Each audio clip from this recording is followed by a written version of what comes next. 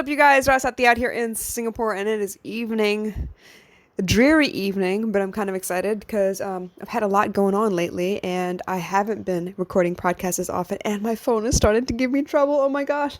I'm really, really glad that up till now I haven't had any phone trouble, but it looks like it's going to be about that time where I need to go ahead and trade it in and get a new upgrade.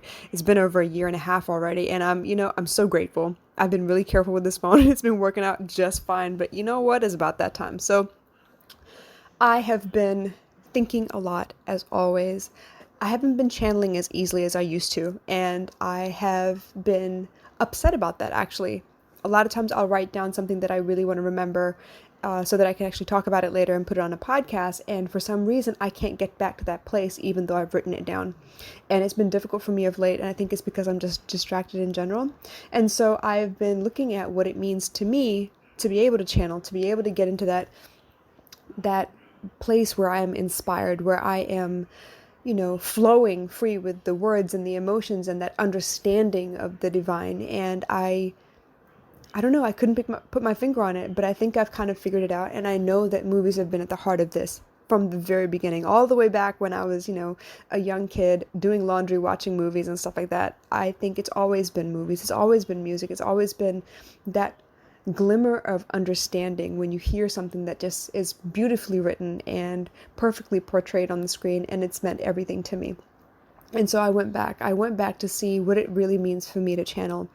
Sometimes it is reading, sometimes it is listening, sometimes it is watching, sometimes it's a really great conversation. So I can't really say that it's auditory or it's clear cognizance or clear sentience or whatever it is, but I do know that there are moments in my life when I really truly let go of whatever is worrying me at the moment, and I allow whatever is happening in that moment. When I'm truly present, when I can really enjoy a movie, where I can really bathroom sing my way into an understanding of sorts, that things really hit me.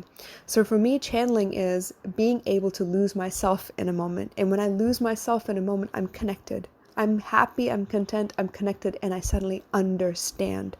It's that moment that people talk about, my gurus used to talk about, enlightenment, where you can forget the world, forget your attachments, forget where you are, and you suddenly just know.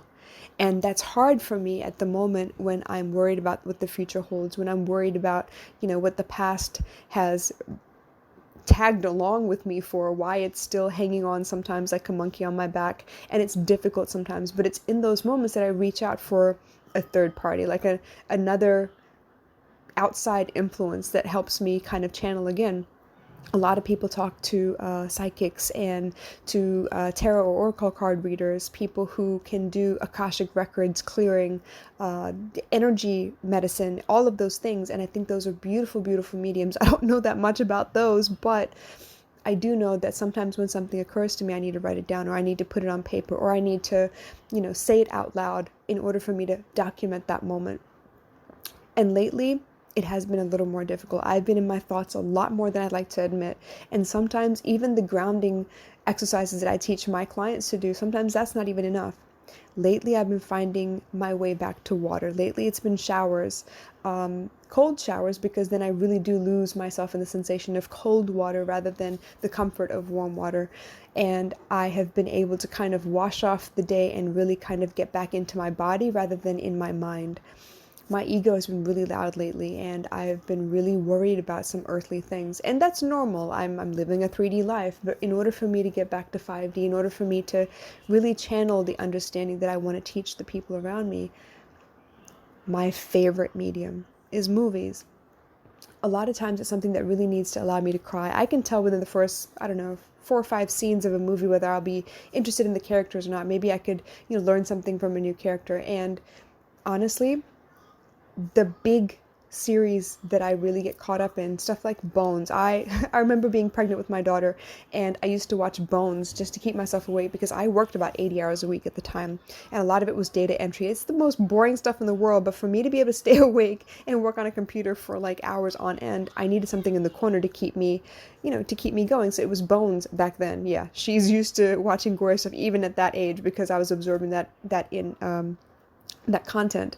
But the way that Bones approached life because she didn't know anything about it. She came with no preconceived notions, no cultural, conditioning at all, and she was able to see with very, very clear eyes. I love characters like that. People who don't know any better, super naive, completely innocent, and I love characters like that.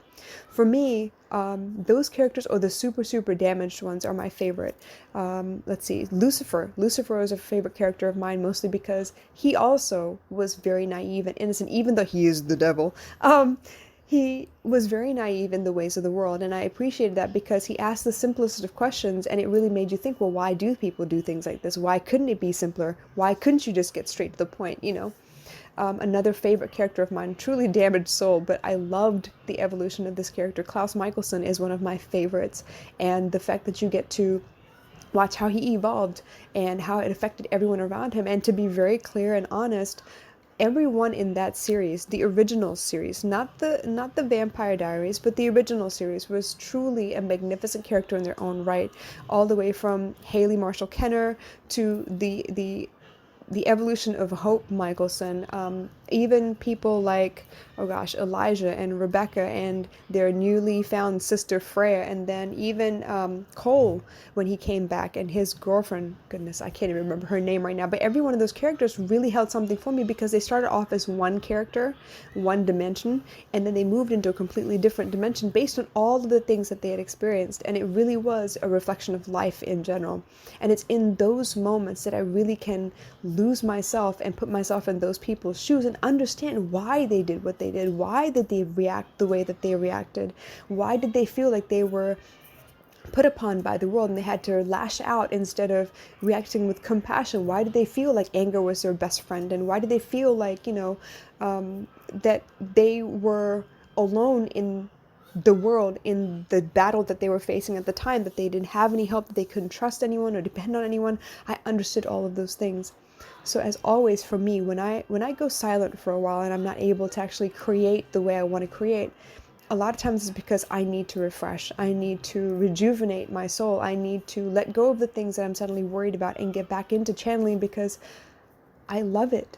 I feel useful and important. I feel infinite, and I feel at peace when I am channeling. I feel like I could really help change your perspective and help you understand better when I'm channeling. So today's episode is just for me to let you know, sometimes when I go silent, it's not because I don't want to do this anymore. It's not because I'm doubting my gift or worrying about whether I'll be effective or not. I know I am, and I'm not for everyone. And when you find me is when you will need me the most.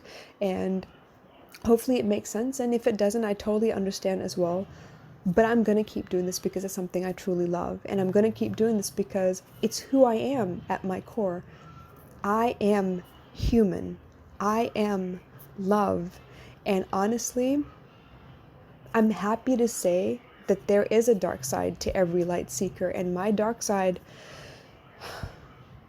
I'm happy it's there. I'm happy I guard the boundary, I guard the balance, I take care of the balance within myself, because it took me a long time to realize I needed both. I needed the light and the dark in order for me to really be effective here on earth, for me to really be able to make a change, to be able to help you understand, to see from both sides of whatever situation you happen to be on. Maybe you're the victim and maybe you're the predator. Maybe you're the one who's so pained and hurt that you don't know how to react except to inflict more pain. I get it. I know that feeling. I've been there before. But the fact that I can step over that line and come into the light means I can help you, guide your way so that you can find the light as well. So if you would, bear with me. And as I go through and document my day and the things that I've seen and heard and the messages that I'm receiving that I feel like I need to share with you all, I really do hope they find you wherever you are, in whatever situation you seem to be facing, because I know I wish I had this growing up and I didn't. So I'm trying to be what I could have used, what would have been useful to me as a kid, just to make sure that no one else feels alone or left out ever again. I love you guys. I'll catch you again soon. Bye.